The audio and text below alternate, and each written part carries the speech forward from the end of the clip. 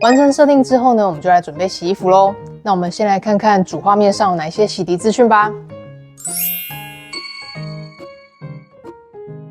如果洗衣机一切设定完成，我们要开始准备洗衣服咯。在洗衣机面板上点选更多行程，里面就会有你当初设定好常用的行程，或是原本洗衣机预设非常多的行程可以选择。通常一开始使用不知道点选什么行程，或是你的衣服也没有特别针对衣服材质进行分类的话，我们非常推荐可以选择这个 AI 洗衣加烘干。行程点选进去之后，可以看到行程可以详细调整的内容，除了衣服量要加多少水，加多少洗衣精，甚至要洗多久，都交给 AI 判断之外，像是你希望用多高的水温洗涤，洗清的次数要几次，脱水的强度，或是要不要执行烘干功能，我们这边都可以再额外的开关或是调整。先前说到的洗衣行程，如果觉得使用到的行程不用这么多，之前有跟大家分享过，可以进入到设定里面，会有一个我的行程，这边可以把用不到的行程给取消。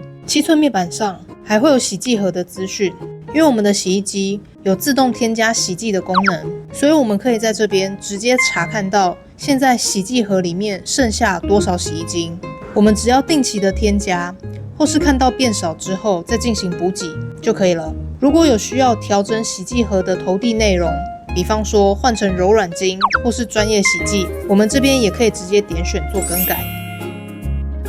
7寸萤幕啊，真的是让洗衣的操作变得更简单直觉了吧？我们可以透过7寸萤幕可以看到洗衣行程的内容，甚至如果你想要调整的话也非常方便哦。那如果你还不会洗衣机的一般设定，也欢迎回到我们上一支影片来观看学习哦。